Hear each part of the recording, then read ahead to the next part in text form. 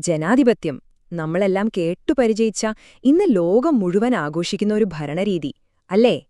എന്നാൽ ഈ സിസ്റ്റം ഒരു ദൈവിക കാഴ്ചപ്പാടിലൂടെ നോക്കിയാൽ തികച്ചും തെറ്റാണെങ്കിലോ? അങ്ങനെയൊരു പ്രകോപനപരമായ വാദമാണ് നമ്മളിന്ന് പരിശോധിക്കാൻ പോകുന്നത്. അതെ, കേൾക്കുമ്പോൾ തന്നെ ഒരു ഞെട്ടല് തോന്നാം അല്ലേ? ലോകം മുഴുവൻ അംഗീകരിക്കുന്ന ഒരു സിസ്റ്റം എങ്ങനെയാണ് ദൈവത്തിനെതിരാകുന്നത്? അപ്പോ ഈ ഒരു വാദത്തിന് പിന്നിലെ ലോജിക് എന്താണ്? നമുക്കൊന്നിച്ചു നോക്കാം. ഈ വാദത്തിന്റെ ഏറ്റവും അടിസ്ഥാനപരമായ ആശയം എന്താണെന്ന് വെച്ചാൽ, ജനാധിപത്യം അധികാരം ജനങ്ങളുടെ കയ്യിൽ കൊടുക്കുന്നു. അത് ദൈവത്തിന്റെ പരമാധികാരത്തെ ചോദ്യം ചെയ്യുന്നതിന് തുല്യമാണ്. അതുകൊണ്ടുതന്നെ അബ്രഹാമിക് മതഗ്രന്ഥങ്ങളിൽ പറയുന്ന ദൈവീക ഭരണരീതിക്ക് നേർവിപരീതമാണ് ജനാധിപത്യമെന്ന് ഈ കാഴ്ചപ്പാട് സമർത്ഥിക്കുന്നു. ഈ ഒരു വാദം ശരിക്കും മനസ്സിലാക്കണമെങ്കിൽ നമ്മൾ ആദ്യം പോകേണ്ടത് പഴയ പുസ്തകങ്ങളിലേക്കാണ്. ബൈബിൾ പോലുള്ള ഗ്രന്ഥങ്ങളിൽ ഒരു ഭരണാധികാരിയെ എങ്ങനെയാണ് തിരഞ്ഞെടുക്കുന്നത്? അതാണ് ഈ വാദത്തിന്റെ അടിത്തറ. അപ്പോ ഈ വാദത്തിന്റെയെല്ലാം ആണിക്കല്ല് മിശിഹ അല്ലെങ്കിൽ ക്രിസ്തു എന്ന വാക്കാണ്. ഇതിന്റെ അർത്ഥമെന്താ? അഭിഷിക്തൻ, അതായത് ജനങ്ങൾ വോട്ട് ചെയ്ത് ജയിപ്പിച്ച ആളല്ല, മറിച്ച് ദൈവം നേരിട്ട് തിരഞ്ഞെടുത്ത് അഭിഷേകം ചെയ്ത ഒരു രാജാവ്. പണ്ട് ശൗലിനെയും ദാവീദിനെയും ഒക്കെ തിരഞ്ഞെടുത്തതുപോലെ. ഇവിടെ നോക്കൂ, ഈ രണ്ട് സിസ്റ്റവും തമ്മിലുള്ള വ്യത്യാസം എത്ര വലുതാണെന്ന്. ഒന്നിൽ അധികാരം വരുന്നത് ദൈവത്തിൽ നിന്നാണ്, തിരഞ്ഞെടുക്കുന്നതും ദൈവം തന്നെ. പക്ഷെ മറ്റേതിലോ അധികാരം ജനങ്ങളുടെ കയ്യിലാണ്, തിരഞ്ഞെടുക്കുന്നതും ജനങ്ങൾ തന്നെ.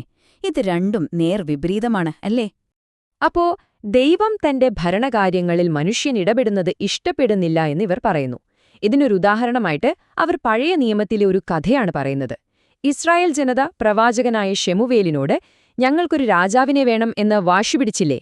ദൈവം അതിനെ കണ്ടത് അവർ രാജാവിനെയല്ല തന്നെയാണ് തള്ളിക്കളഞ്ഞത് എന്ന രീതിയിലാണത്രേ.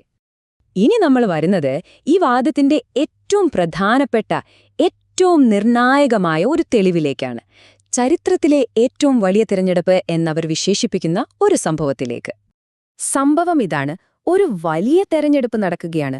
റോമൻ ഗവർണറായ പന്തിയോസ് പീലാത്തോസ് യേശുവിനെ എന്തു ചെയ്യണമെന്ന തീരുമാനം ജനങ്ങൾക്ക് വിട്ടുകൊടുക്കുന്നു.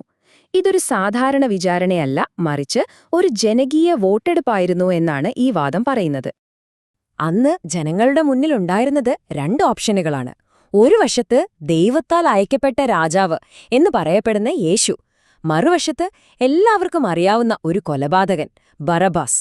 തെരഞ്ഞെടുപ്പ് ഇവർ രണ്ടുപേരും തമ്മിലായിരുന്നു. അപ്പു ജനങ്ങൾ ആരെ തിരഞ്ഞെടുത്തു? ബറബ്ബാസിനെ. ഈ വ്യാഖ്യാനമനുസരിച്ച് ഇതൊരു ഒറ്റപ്പെട്ട സംഭവമല്ല. എപ്പോഴൊക്കെ നിങ്ങൾക്ക് തിരഞ്ഞെടുക്കാനുള്ള അധികാരം കിട്ടുന്നുവോ അപ്പോഴൊക്കെ നിങ്ങൾ ഒരു കുറ്റവാളിയെ, ഒരു ആന്റി ക്രൈസ്റ്റിനെ തിരഞ്ഞെടുക്കുമെന്നതിനുള്ള ഒരു ദൈവിക പാഠമായിട്ടാണ് ഇതിനെ കാണുന്നത്. അപ്പൊ നിങ്ങൾ ചിന്തിക്കുന്നുണ്ടാകും, ഇതൊക്കെ പണ്ട് നടന്ന കാര്യമല്ലേ, ഇന്നത്തെ കാലത്ത് ഇതിനെന്തു പ്രസക്തി? എന്നാൽ ഈ വാദം പറയുന്നത് അന്ന് നടന്ന അതേ കാര്യം ഇന്ന് ലോകവ്യാപകമായി ആവർത്തിക്കുന്നു എന്നാണ്. അതെങ്ങനെയാണെന്നല്ലേ നമുക്ക് നോക്കാം. ഇവിടെയാണ് അമേരിക്കയുടെ റോൾ വരുന്നത്. യേശുവിനെ ക്രൂശിക്കാൻ അവസരമൊരുക്കിയ പഴയ റോമാ സാമ്രാജ്യം പോലെയാണ് ഇന്നത്തെ അമേരിക്ക എന്നാണ് ഈ വാദം. കാരണം ലോകം മുഴുവൻ ജനാധിപത്യം എന്ന ആശയം പ്രചരിപ്പിക്കുന്നത് അമേരിക്കയാണല്ലോ. അതുകൊണ്ട് തന്നെ ജനാധിപത്യത്തെ ഇവർ വിളിക്കുന്നത് അന്തിക്രിസ്തുവിന്റെ സിസ്റ്റം എന്നാണ്. കാരണമെന്താ?